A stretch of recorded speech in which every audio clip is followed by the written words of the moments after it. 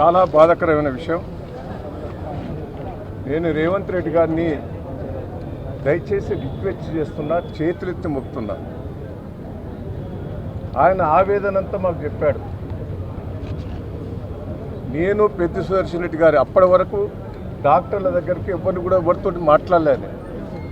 టక్కున నేను పెద్ద వేరే దయాకర వచ్చిండు, పెద్ద వచ్చిందంటే టక్కున లేచి కూర్చున్నాడు. అందరు డాక్టర్లే పరిశాన్ అయ్యారు. ఎందుకు తొందరపడ్డావు శంకర్ గారని మీ ఇద్దరం కలిసి అడిగాం. ఏం చేయాలి, నా వాళ్ళ కోసం నేను ప్రాణత్యాగమైనా చేస్తా అని అన్నాడు. దయచేసి నేను ఇప్పటికైనా ఈ ప్రభుత్వాన్ని రిక్వెస్ట్ చేస్తున్నా, రాజకీయాలు ఉంటే వేరే మాట్లాడదాం, మీ పాపాలన్నీ ఎండగడతాం, బీఆర్ఎస్ పార్టీ వదిలిపెట్టేది లేదు.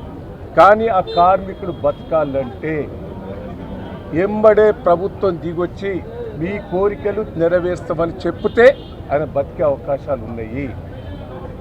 ఇప్పటికీ మేము డాక్టర్లతో మాట్లాడాం, కలెక్టర్ గారితో మాట్లాడాం, పోలీసు వాళ్ళందరితో మాట్లాడాం. దయచేసి ఇక్కడ వసతులు లేవు. మీ ప్రభుత్వం వచ్చిన తర్వాత మొత్తం సున్నా అయినాయి. డాక్టర్లు కూడా పాపం ఇబ్బంది పడతారు. వాళ్ళకు రూమ్ ఉండాలి, ఇన్ఫెక్షన్ రాకుండా ఉండేందుకు ఏర్పాట్లు చేయాలి. అది లేదు, ఇక్కడ వసతి లేదు, అన్నీ పోయినాయి. ఇమ్మీడియట్లీ హైదరాబాద్ షిఫ్ట్ చేస్తేనే ఏమన్నా ఆశ ఉన్నది అనేది కూడా వాళ్ళు కూడా చెప్పడం జరుగుతున్నది.